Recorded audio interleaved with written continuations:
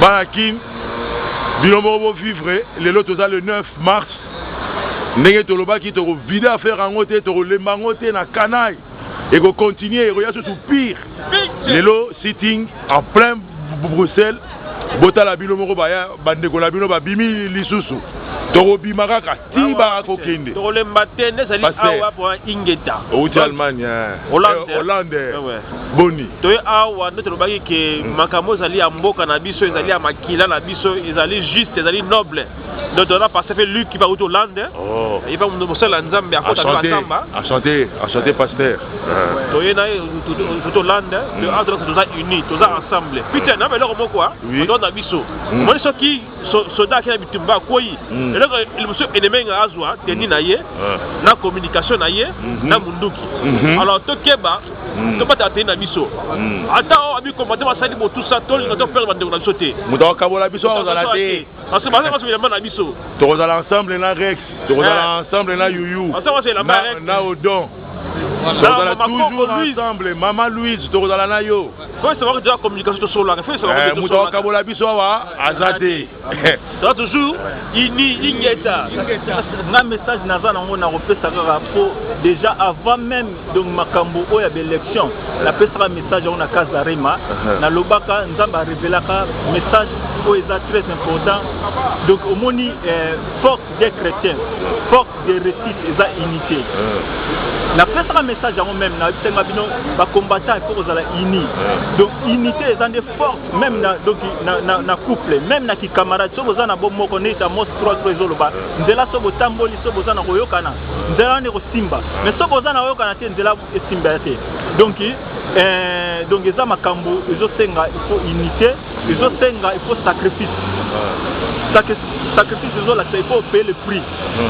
Nzamba zo lo bata sala na déjà na mboka Congo. Donc année oyo ya 2012 ezali année oyo ya victoire.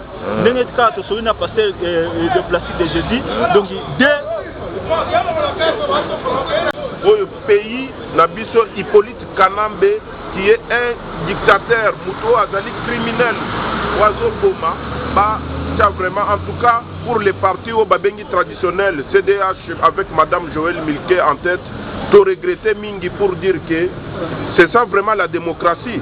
Donc envoyer les gens à la mort, comme ce fut le cas, il y a Lumumba, Patrice Lumumba assassiné, donc livré colis, donc 19 colis à Hippolyte Kanambe pour un intérêt économique.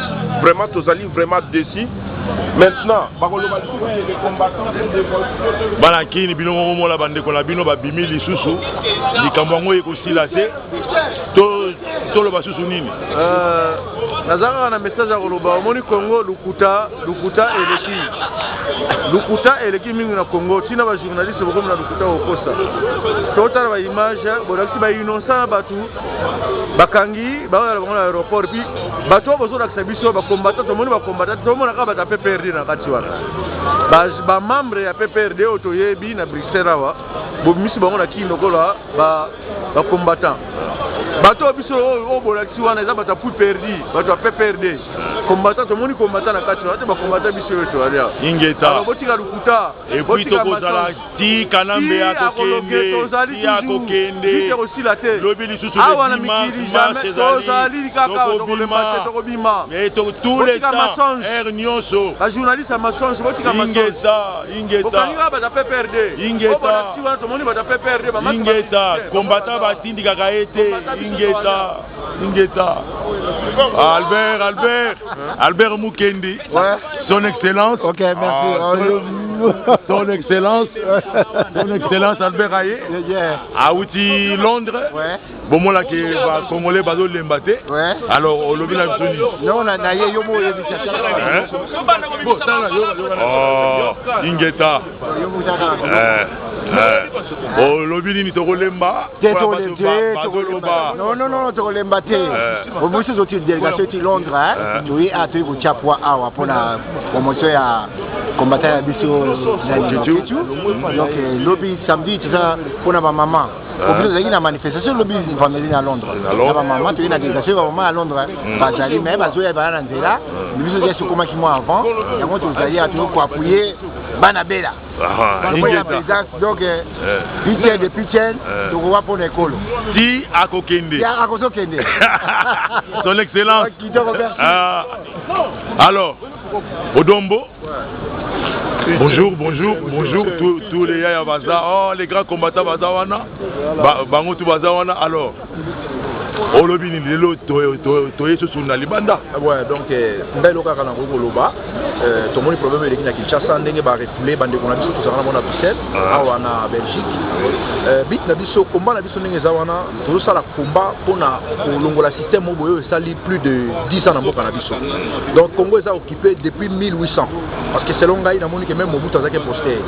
Tango balongoli Mobutu baye na Kabila, tango baye na Kabila tellement bazaki na besoin ya congolais moko batia ili buso Rwandais, là bas comme na Kinshasa Kabila Saline qui a sauté premier, balongoli bazu ba keli biso oyo lelo tozo benga oyo moyibi oyo ya Rwanda au Kanambe, ba imposer les biso ye ba fente ba congolais que no toke na ba élection, nzoke zaki na ba élection te zaki na ngo eloko mo déjà zaki na ngo différé.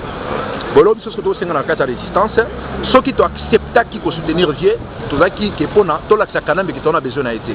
Mais bit na biso ba combattant élection na mboka wana ekoki ko sala maté parce que pays a occupé. Donc si on a une résistance, to ebake toza si on a une bataille. Na kata bataille ndenge zawana quelque soit bozu ba grenade ba bombe ya ndenge nini jamais boko sala rekil. Jamais jamais Congo pour les à la libérer. Ceux qui mboka on les a libérés après 10 à 20 ans, 25 ans, ba Rwanda ba kobota bana ba kokisi ba 30 ans, ba réclamer nationalité na biso et ils en a problème. Donc problème na biso o toza nango lelo, bato ba libérer Congo za bana biso to ya obunala bango za bisonde génération na biso les libérer Congo après to état de droit. La lutte ça va continuer toujours pour libérer Mabélé, quel que soit ndenge ba collabo bazo sa ba maseki na ba vanti bazo ba keno bango ba bali kozonga moko mutu moko ba kozonga sa ndenge wana te ezali quelqu'un makambu o esalami na kati ya mboka parce que bato bazali base ya malaria ya mboka na biso za ba belge bango nde bazo linga congolais a ce jour te na mboka na ye bango nde bazo linga ti lelo Congo ezala toujours na kati ya merde. Donc je pense que bientôt libération mboka no salama biso tozo continuer ka lutte na biso Rolembate politique Kanambe alias Kabila Joseph na système na ye a tsheli biso na mboka wana. Merci. Ingeta baya baye podium eza bazo monter podium kala mingi te ndula danser zo banda ndule ya révolution donc kala mingi te toza belé awa totondi na ba député belge ba régional combat na biso donc tozali egosila te Ingeta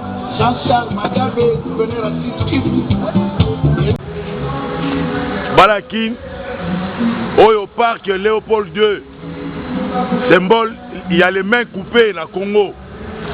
Parc Léopold II Salaka il y a ngoyo pour la kolakisa richesse nae toye awa na kanai totie musique na biso awa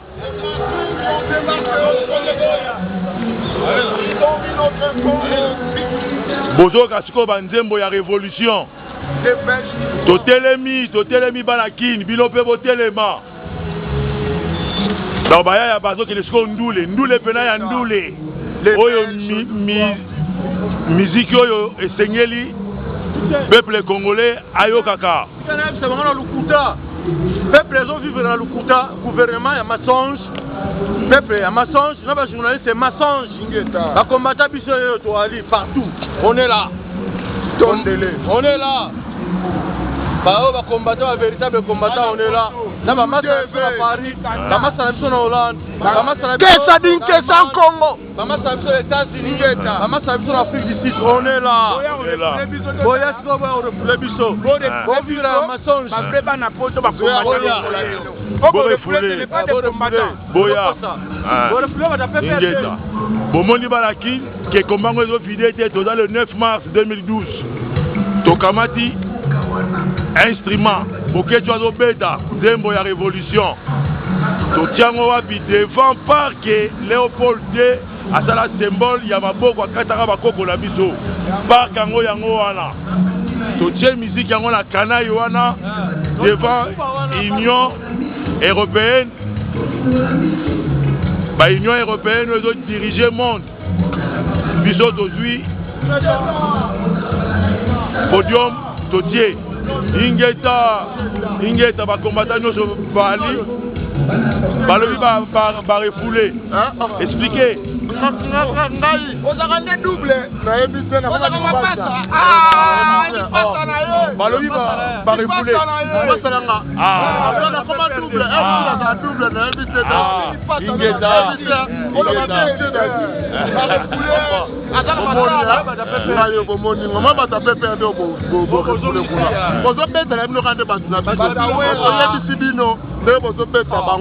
awa na poto kaka nde toyebisi bino sho na sho tozali tozoloba toyebisi bino kuna bino mikosi ici c'est nous pour vivre jamais après à la poto. Vous n'êtes pas les bienvenus chez nous, restez chez vous.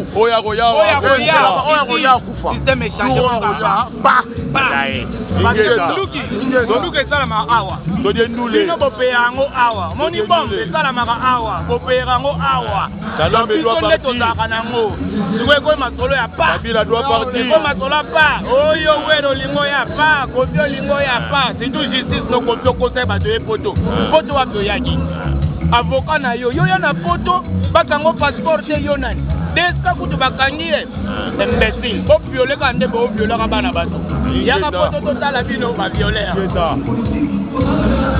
bomoni bandule komana na mikili bakomata bango ingeta balobi ke ba refoulé yo oh ba refoulé ça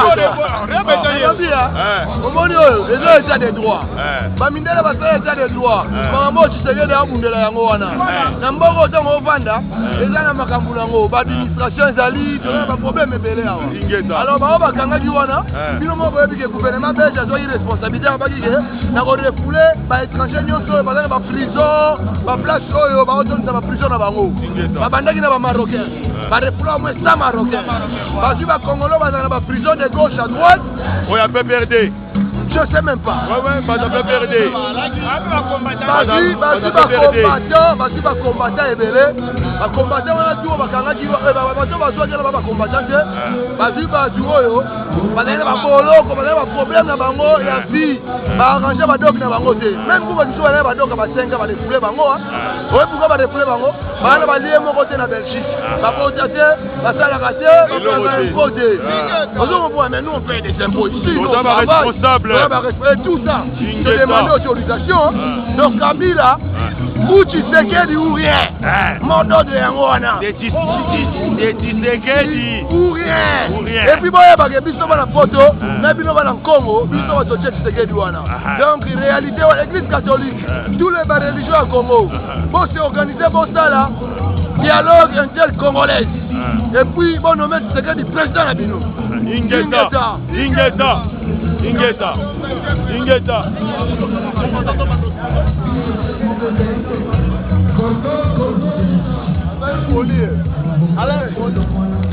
Bien, grand frère. Alors, ma soeur, Toé, global. Levez la bande de Gonayo Balaki.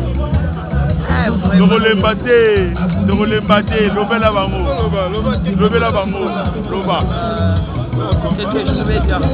Bon, nous on est là, franchement, c'est pas pour nous que nous sommes. Mais tel que ça, on va comprendre ma solo, pour la mouka. Je ne manque pas à manger. Mais si je me bats aujourd'hui pour l'avenir de demain, il y a un habit, il y a des relations. Donc, si vous avez des relations, c'est là encore. Comment est allé pour l'avenir? Donc, vous comprenez. Le pays va mal. Donc, Kabila, il doit dégager. Il doit dégager. Parce que tout ne va pas. Ingeta.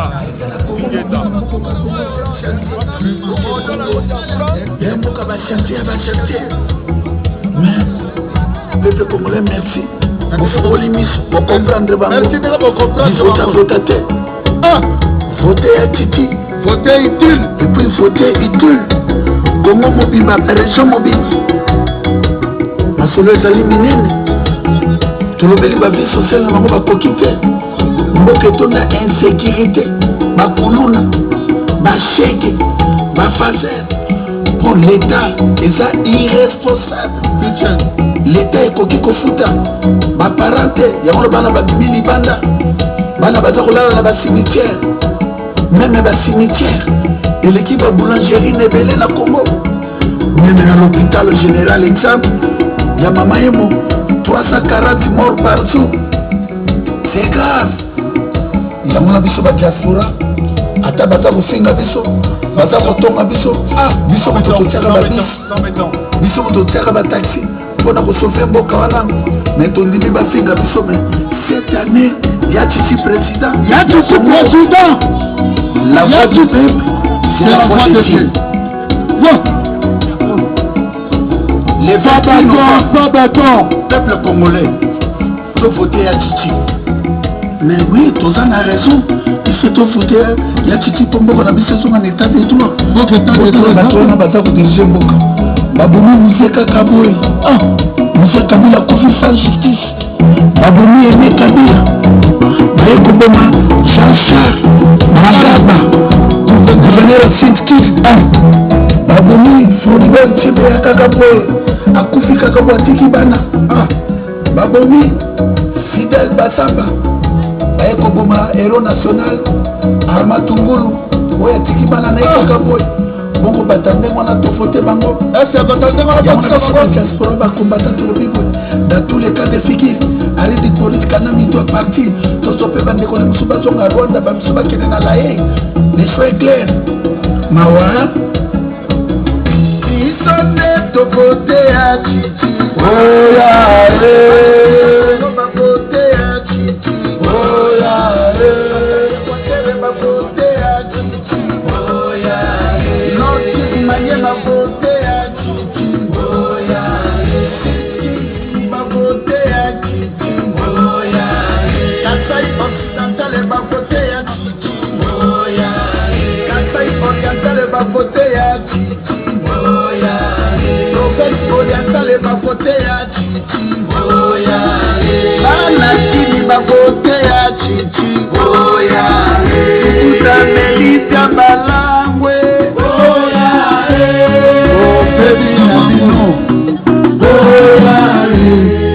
maboko makasi mpona makili ya bandeko na biso bandeko bozomona album de la révolution oyo.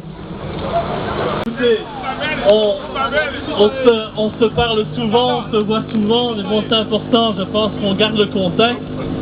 Hier, j'étais au Parlement, il s'est passé quelque chose de très grave hier au Parlement, quelque chose d'inadmissible. À une question que je posais au ministre des Affaires étrangères, Didier Reynders, suite à sa décision d'aller saluer le président illégitime, génocidaire, tricheur, Kabila Kanambe, eh bien, on m'a clairement dit que mes propos c'était du mensonge.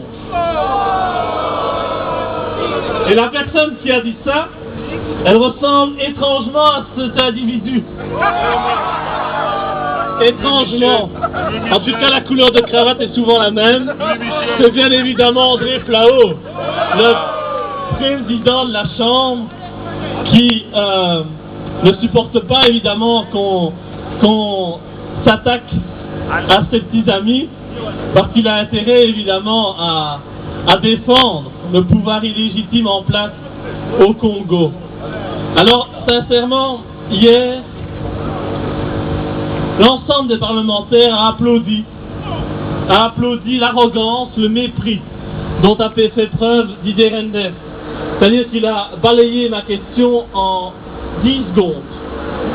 10 secondes en disant que oui, bien sûr, il continuerait à soutenir le pouvoir en place.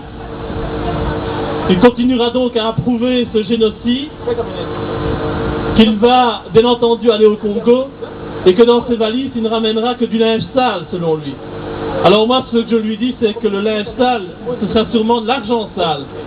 Parce qu'on sait très bien que s'il va aujourd'hui au Congo, c'est uniquement pour cueillir les fruits de son soutien inconditionnel à ce pouvoir qui tue, qui assassine, qui viole, qui fait massacrer son peuple et qui l'affame. Alors nous, quand on est démocrate, on ne peut pas laisser dire cela.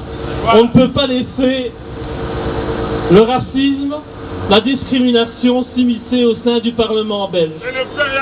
On ne peut pas accepter que l'ensemble de l'opposition congolaise, puisque en me traitant de menteur hier, c'est l'ensemble des personnes qui manifestent ici que FLAO, soutenu, je le répète, par l'ensemble des partis politiques, NVA y compris, malheureusement, traite de menteur. Et ça, c'est inadmissible. Je pense qu'il est temps aujourd'hui, je pense que nous avons manifesté depuis maintenant 2-3 mois de manière très calme, très pacifique. Je pense qu'il est maintenant temps de montrer à ces gens qui ne veulent toujours pas comprendre que nous sommes déterminés, que nous n'allons pas accepter de nous faire insulter comme ça impunément, parce que ce n'est pas parce qu'on est président de la Chambre qu'on a le droit d'insulter une opposition démocrate, qu'on a le droit d'insulter finalement un peuple qui souffre, qui meurt tous les jours, et ce mépris, il est, je le répète, criminel. Alors l'autre actualité, c'est bien entendu la proposition que j'essaye tant bien que mal de déposer au Parlement, cette proposition visant à reconnaître le génocide qui a été commis sous Léopold II. C'est un combat de longue haleine, ça fait déjà 2 mois que je me bats pour que ce texte soit publié, et qui, bien entendu, pose problème, toujours cet énergumène, qui m'impose à chaque fois des petites modifications dans le texte, ce qui fait que pour le moment, aujourd'hui, André FLAO m'a toujours rendu impossible la publication de ce texte, ce qui est inadmissible, mais nous nous battons pour que, à la fin de ce mois, ce texte soit déposé et qu'on puisse en parler. Donc pour ça, j'aurais bien entendu besoin de vous. Vous pensez bien que on ne m'ouvrira pas grandes les portes du Parlement pour discuter de cette grande question, d'honorer la mémoire de tous les Congolais qui pendant des années ont été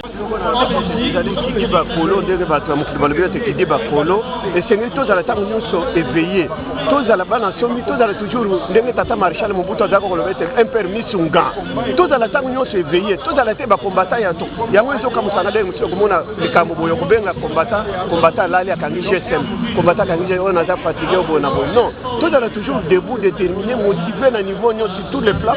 Pour être ceux qui sont là, ils tombent. Je sais que ce n'est pas évident, mais le mépris des insultes permanents. Aujourd'hui,